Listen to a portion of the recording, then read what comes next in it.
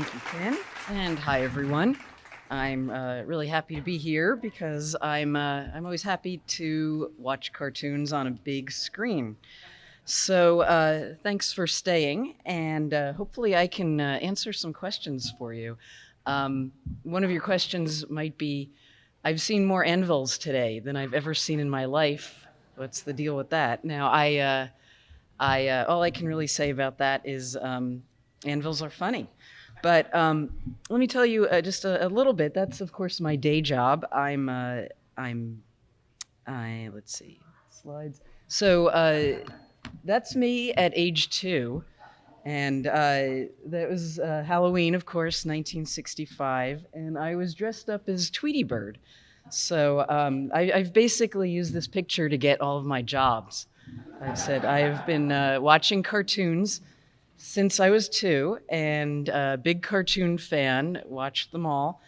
And Looney Tunes are my favorites. So I watched a lot of Looney Tunes after school. Every day I'd get home and get some Ritz crackers and sit down in front of the TV and watch 3 or 4 Looney Tunes because they ran every day after school on TV. Of course, I think I watched them in black and white, but that's besides the point. Watched them for an hour on Saturday mornings. Went to University of Pennsylvania and studied communications and history, but continued to watch cartoons after everybody else had stopped. And just kept watching them, and then started writing papers about them, and then got a job at Nickelodeon, and helped start up the animation department there, and then went to Cartoon Network and helped start up the development department there. And then moved over to PBS Kids, as they mentioned. So that's my background, and we all grew up watching Looney Tunes and liking them. But I think what I personally really liked about them was that animation didn't really follow the rules of how the world worked, and I liked the rules of animation a lot better. And what I really liked about animation was that animation made it so that the characters could move however they wanted, and the rules of reality didn't really stick. And what you've probably noticed in cartoons is that animals can talk, animals can walk on 2 legs, and of course, for those of you who want to know what that's called anthropomorphism. And you've probably noticed, just by even if the only 8 Looney Tunes that you've seen were the ones you watched today, you've probably started noticing that there were some rules that went from one cartoon to the next. Like, like if you were sawing on something, the thing that you thought would fall didn't fall, the other thing fell. The house fell in, not the thing that they were sawing. So you probably started noticing there were some rules of cartoon comedy that were consistent. So I wanted to tell you just a little bit about how we got to those rules. So a little bit about animation history. So animation started around the same time that regular moving pictures started. So the late 1800s, the 1890s, just after people started having access to film cameras and film. So the first people to get really interested in animation were people who drew comic strips for newspapers. And they jumped into animation because they were already making their cartoons move. They were drawing the same character over and over every day, slightly differently. And they really understood what was needed in animation, which was the ability to draw something over and over, just incrementally different in each drawing. So the first character animation that became popular was Gertie the Dinosaur. So Winsor McCay, he was a cartoonist. He drew Little Nemo in Slumberland. And what he was doing just on paper was making those characters do what they call squash and stretch. And that's a technique in animation and in drawing where you can take a character and pull it and pull it out and push it in and make it do all sorts of crazy things. And he was doing that on paper. And when animation came along, he got very interested in trying that out on film to see if that could what that would work like. And people didn't like they didn't really understand what animation was. They thought they were looking at something real. And he thought, well, what can I draw to prove to everyone that what I'm drawing isn't real? And he thought, well, dinosaurs have been extinct for a pretty long time. If I animate a dinosaur, people will understand that it's just a drawing. So he made a film with this dinosaur called Gertie the Dinosaur, but people believed that it was real because it was moving, and they just didn't really understand how film was working. They didn't understand how animation was working, and they thought that this was real. And so people at this point were using animation to replicate reality. So they were drawing things and they looked kind of real, and people believed that they were real. And people started experimenting a little bit. So they started making animated shorts. Now, the only place that you could watch these was in a theater because TV hadn't been invented yet, and your phone hadn't been invented yet. So there was really no way to watch films unless you were in a theater. So people would make live action films that were slightly longer, and theater owners wanted things to run beforehand that would be funny. So people started making animated cartoons. And for a really long time, animated cartoons were for everybody, not just for kids. So these shorts, all they really had to do was be funny. And they didn't have to tell complicated stories. They just had to have a few characters, tell a bunch of comedy gags. Everyone needed to laugh, and the theater owners were happy. So here's an example of the kind of cartoon that you might have seen in the early 1920s. So this is a Van Buren cartoon called Making a Move, and I like this one because it's an early one about how people made cartoons. So you can see they're all drawing characters, and if you notice, they all have sort of long black arms, and if they stood up, you'd see they have long black legs. So this was called the rubber hose style of animation because the arms and legs looked like rubber hoses. And these characters were not at all realistic. And if you watched one of these cartoons, you would notice that these characters didn't stop moving. They would move up and down. Like if they were standing, they wouldn't stand still. They would go like this, like what I'm doing. And if they walked, they'd keep walking like that. And they did that because they could, because people that were drawing them were deciding that they should move in a funny way and that would be funny. Now, cartoons kept changing and improving. You know, people got better at the timing, and they got better at making jokes with them. And by the end of the 1920s, by 1928, this guy came along. So can you see who that is? That's a very early Mickey Mouse. And that's Steamboat Willie. And that was the first cartoon that had synchronized sound in it, which meant that the sound matched up with the action. And this was not Mickey Mouse's first short. It's his third, but it's the first one that people actually saw. It's the first one that ran in a theater. And when people saw it, they went crazy because, you know, seeing it with the music and seeing it with the sound was such an amazing experience. But look carefully, what's happening to his body? It's being stretched, right? So he's still in his rubber hose style there, but his body is being stretched. And in this gag, the body gets pulled, and when he's done pulling it, it doesn't just snap back. It just falls on the ground like it's a long rope. And what Mickey does is he takes it and he pulls it back in and he stuffs it in his pants, and then he pops back to normal. So now we're starting to get a gag that we can kind of relate to. It's the beginnings of this kind of cartoon language that we relate to now, where odd things can happen, but it starts to make sense. Well, of course, you know, he's got to get his body back together. Of course he's going to stuff it in his pants. That's what he's wearing. So we're starting to see this kind of humor that is just very typical of cartoons, but only in cartoons. And in this particular cartoon, they do a lot of things that you can only do in a cartoon. Like they use a goat, the goat that eats the music, the sheet music.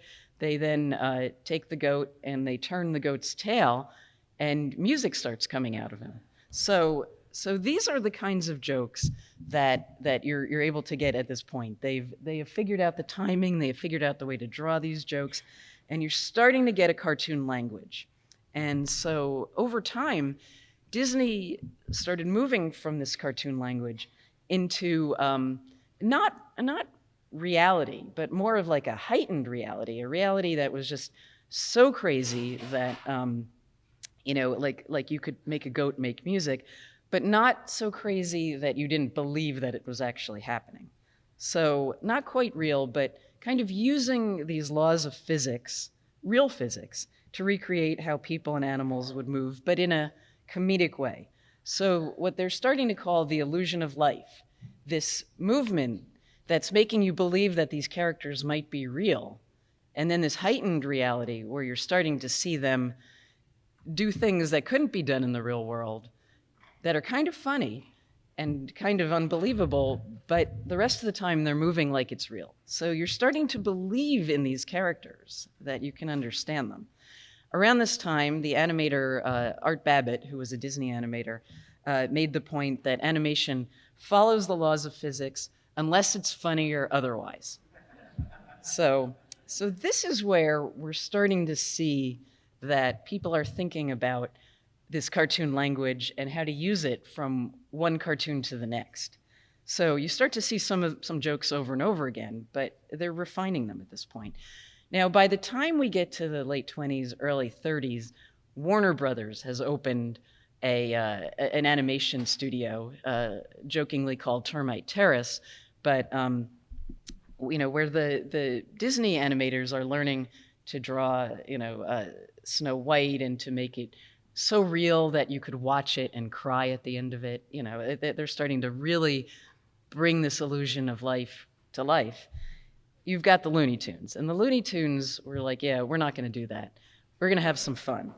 And so they started really focusing on these gag-driven shorts. And, of course, at the time, people started saying, these are kind of violent. And everyone else said, it's okay. It's not real. It's just a cartoon. Kids know it's not real. And so, again, these were still running in theaters, still running for everybody, not just kids. And the characters that started to emerge from this were characters like Bugs Bunny. He's kind of a wise guy, Daffy Duck, who's kind of a loser, and cartoon characters where you could really do just about anything with them. And these directors were starting to come up with some interesting ideas, and this is when we had our first over-the-top crazy animation director. So that guy in the middle, that's Tex Avery. Tex Avery was at Warner Brothers for a long time and then went to MGM, and you might know him best from his Wolf cartoons. And so, let's see, I think that's, yeah. So you might know him from cartoons like these. So the Wolf was really the first character where you got to see what a director who was completely crazy might do with animation. So the Wolf is when you start seeing a character where, a pretty woman walks by. Now, this is the 1940s, so not that this was great, but it was considered acceptable at the time. A pretty woman would walk by, the wolf's eyes would pop out. You see there, his tongue has fallen on the table, it's so big. Sometimes the wolf would get so excited that all of his body parts would fly off of him and then back together. So you start seeing these really over-the-top gags that are just squash and stretch gags pushed to the absolute maximum. And so the other person that was getting popular at the time was this guy, Bob Clampett. And Bob Clampett was doing cartoon gags that were pretty, like his characters were crazy. If you stopped on an in-between in one of his sequences, you would see they were just completely drawn with like big sort of, like protrusions where there shouldn't have been, like they just didn't look anything like the character. And that would create these like movements where like the characters just seemed very kinetic and sort of crazy. And they were a big influence on the cartoon Ren and Stimpy that came along back in the 90s. So some of you might recognize some of Clampett's gags. that would turn up again in Ren and Stimpy gags. So around this time, you start to see a lot of gags start to recur, like the gag where somebody reaches behind them. They don't appear to be holding anything. They reach behind their back and they pull out a gigantic hammer. So how does that work? Well, that's cartoon logic. That's cartoon physics. You've got something in your pocket, or you've got something in your bag, or you've got something behind you that's gigantic, but it's okay because if no one can see it, it's not there till you reach behind your back, pull it out, there it is. And this was very convenient because you didn't have to take the time to have the character go and get the thing that they needed and start using it. You only had 7 minutes maximum to tell this story. You had to work quickly. And it was funny. It was comedic timing. You could just reach back there, get the hammer. Now, they now have a name for that, and that's called hammer space. That idea that you reach behind your back and get that thing. So by the late 1940s, these gags all start being figured out and reused. And the main guy who really sort of codified this philosophy of cartoon physics was Chuck Jones. So there's Chuck Jones at a young age. He was, I think most of the cartoons today, if not all of them, were Chuck Jones shorts. And he really started to figure these cartoons out with characters like Daffy Duck and Wile E. Coyote in the Roadrunner cartoons. So he, most importantly, was a master of fantastic timing. And timing is really the thing that makes the difference between a pretty good cartoon and a really funny, life-changing, brilliant cartoon. So Chuck Jones, great at timing, great at expressions, and you got to watch a lot of those today. So he's the one who did Duck Amuck, he did What's Opera Doc. Those are considered by many to be two of the best cartoons ever, not just two of the best Looney Tunes, but two of the best short cartoons ever made. But the thing that really helped people understand what this cartoon physics thing was the Roadrunner cartoons. And we saw one of those today. And it's through these Roadrunner cartoons, which started in 1949 with Fast and Furious. That was the first Roadrunner cartoon. And that's the first set of cartoons where they put down some rules about what they were going to do. You would always sympathize with the coyote. Everything would always be from Acme. Rules like that. They'd always take place in the Southwest.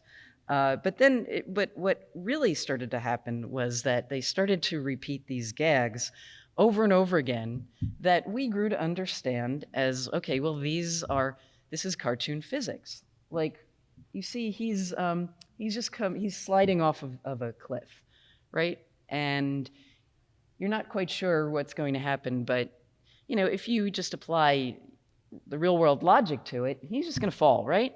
Well, it turns out in a cartoon, you won't actually fall until you look down and realize that you're not standing on firm ground anymore. That's when you fall, and you won't fall until you notice that you're going to fall.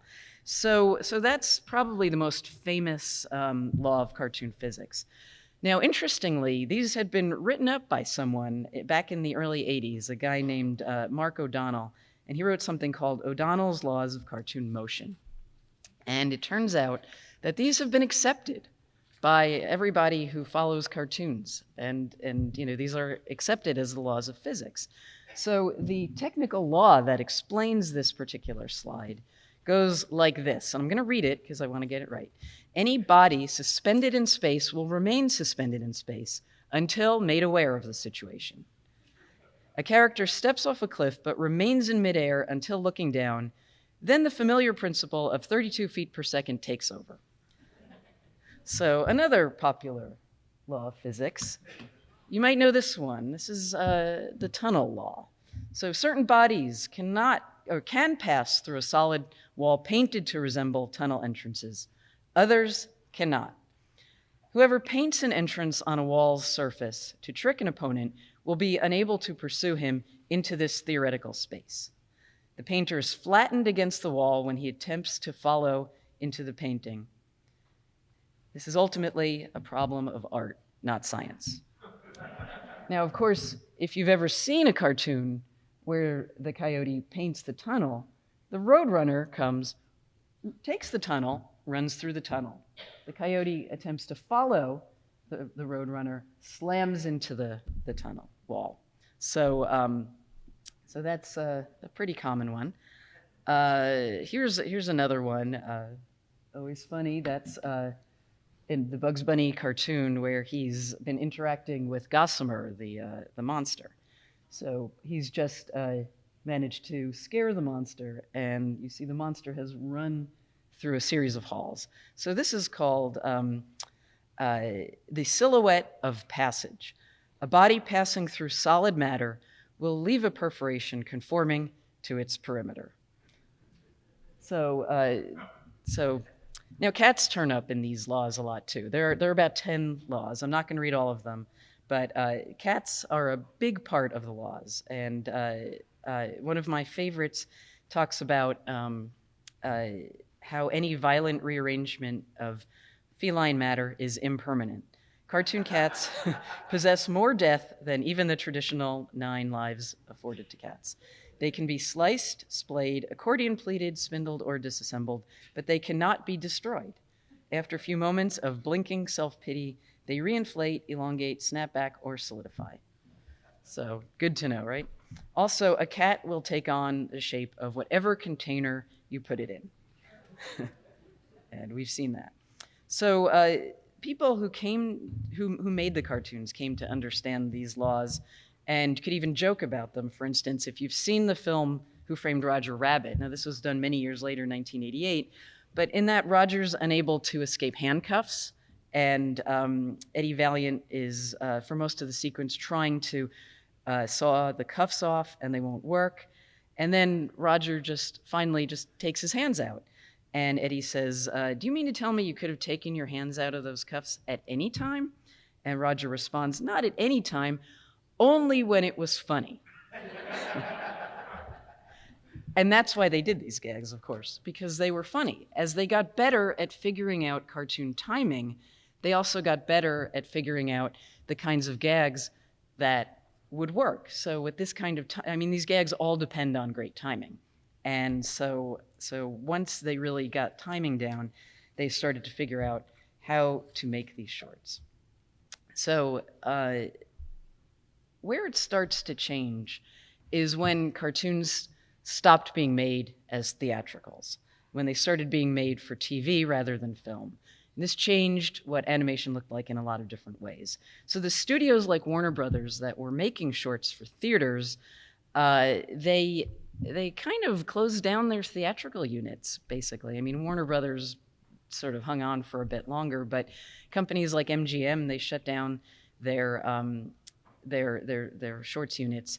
And now with film being made for TV, if you know anything about TV back in the 1950s, a typical TV screen was probably that big. It was black and white. Animation that was made for TV was a lot cheaper than the animation that was made for theatricals because you were just watching it in black and white on a tiny screen. So they weren't doing these big visual gags. They were developing characters that would talk a lot. And so all of the humor was either just sort of a visual or like, the voice gag, like the voices would be funny, or the things that they would say, the dialogue would be funny. But you wouldn't have these big epic, like experiences like you just had with all of these cartoons. A lot of times the rules of the real world were applied, and because there were gags like this, you'd get things like in the Flintstones, you'd have talking appliances, and they'd say, it's a living. And that was pretty funny. But it wasn't funny because it was a big sweeping visual gag that was really funny. It was a dialogue gag that was funny. So the cartoons that you watch now take after these cartoons. They mostly feature real world physics, although every now and then someone will pull something gigantic out of their pocket or out of a bag something much bigger than the bag they're holding. And now, that's called hammer space. But that's kind of one of the only times that you'll see, cartoon physics anymore, unless a show is really trying to be that kind of show. Now, on PBS Kids, we have a show called Nature Cat. You occasionally see a Looney Tunes type gag, and we all get excited that we can pull it off in a show that's about nature and science, where you really shouldn't have any gags like that. But it's a show that's very much influenced by Looney Tunes, not in the violent way, but in the funny way. And so we always like to have, the gags like that, because it makes us feel like we're paying homage to these Looney Tunes. Now, Bugs Bunny was the one who had the last word on this topic. After a gag in one of his cartoons, he turns to the camera and he says, "I know this defies the laws of gravity, but you see, I never studied law."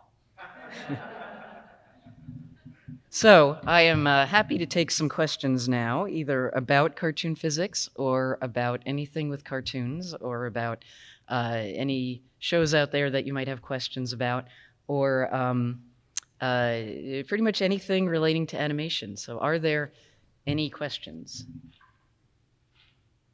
Or did I cover everything today? Yes, I see a question right in the front there. A lot of the stuff wasn't invented within a generation. I mean, it comes with creative development, with especially the leading on nothing and then discovering it's not there and falling over. So I mean, actors were doing that kind of stuff live. Mm-hmm. Right. But, so the humor of that comes from actors, hundreds of years of theater doing it. Right. Well, yes. Yeah. Right, you're right. A lot of these gags do come from live action. And if you were to watch like a Charlie Chaplin film right now, you'd see a lot of similar kinds of things. But the advantage to cartoons is that they could be even crazier. So, cartoons were made in the first place kind of to poke fun at live action. And, and then when people realized they could be even more extreme and more outrageous and more exaggerated, cartoons started to go in that direction. Now, the Looney Tunes kind of lost favor with some people in later years because they were so violent. Some of the cartoons, went a little far. You did notice there were guns today, and some parents and network executives weren't so excited about showing those to kids. So in later years, a lot of the Looney Tunes they either got pulled or those parts were edited out, making the cartoons kind of nonsensical in a lot of ways. But yeah, that was the advantage to cartoons, was you could be more outrageous than live action. But you're totally right. A lot of this was just taking live action gags and making them even crazier. Yes, I see someone right over there. Yes, you. Could you talk a little bit about Mel Blanc? Mel Blanc, sure. Music, because I don't think it works without that. Right. So Mel Blanc and Carl Stalling. So Mel Blanc did most of the voices in Looney Tunes.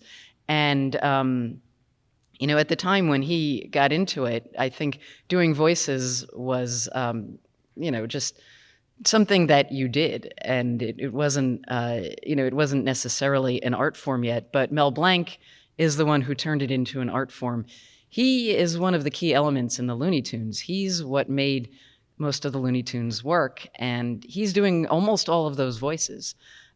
He was truly a genius, and he was, he worked on these Looney Tunes all the way through. So I think that in a lot of cases, the directors counted on him to bring the humor home when it may not have been fully thought out. Carl Stalling was the musical director who did the music for most of these cartoons. Now, interestingly, Carl Stalling started out with Walt Disney back in Kansas City and did some of the music on the very earliest work that Walt Disney did, his live action and animation Alice cartoons. And Carl Stalling went out to L.A. with the gang of people who left Kansas City to go to L.A., and he ended up doing all of the Looney Tunes. And what he was able to do, he was so knowledgeable about music, he was able to take classical music cues and popular music cues. And part of the goal of the Warner Brothers cartoons was to use the music from existing live action films in Merry Melodies specifically, the sort of the counterpart to the Looney Tunes, they were specifically done to take songs that Warner Brothers already owned and find ways to use them further. So use them in the cartoons.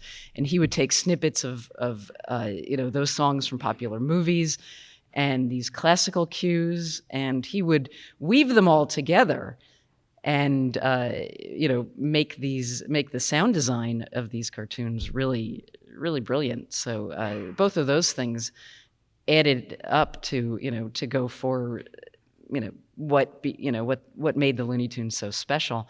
And you got to see some of the work of Maurice Noble today. He was a background artist.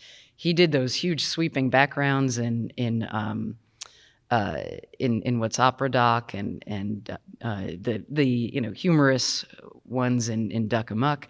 So when you have all of these brilliant talents together, the end result is going to be memorable the way these are. There were certainly a lot of cartoons being made at the same time that weren't really that funny and were not as memorable, and that's why we're watching Looney Tunes today and not the assorted MGM cartoons that were made that weren't as memorable, or like the Columbia cartoons with Scrappy that weren't memorable at all, right? You don't remember those? It's because they weren't memorable. So yeah, we are really watching the work of a lot of extremely talented people all working together. Any other questions or comments? Yes. I think over here. Is it? Right there? Oh, over here. Were Okay. there any women artists, or was it pretty much a man's world? Well, yeah, it was mostly male directors. Certainly in the 30s and 40s, it was almost, I'd say, back then animation was really divided up by gender. The men were directing and the men were animating, and the women were doing the ink and paint. So there were a lot of fairly well-known women like Martha Siegel, who worked at Warner Brothers and did the ink and paint on this, and were involved with making these work, but they were not doing the directing. And it really wasn't until the 1950s where you started seeing any women working on the animating, and very few went on to direct. I really can't think of very many, but some went pretty far with design and with ink and paint.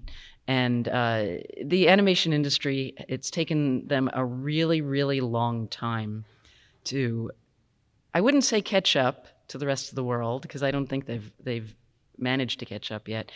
But they are, what they're trying to do now is they're trying to highlight the women who did work in animation. There's a book out now from Disney talking about all the women who worked in ink and paint. And there were in New York, you were more likely to encounter Lillian Astor Friedman was, I think, the first female animator, and she worked on the Fleischer cartoons back in the 20s, 30s, 40s. So she's the first one, but there really weren't many working on Warner Brothers. When you think of the women from Warner Brothers, you would think of June Foray, who did the voices of any of the female characters in, I think she did Tweety Bird, and she also did The Witch and Granny.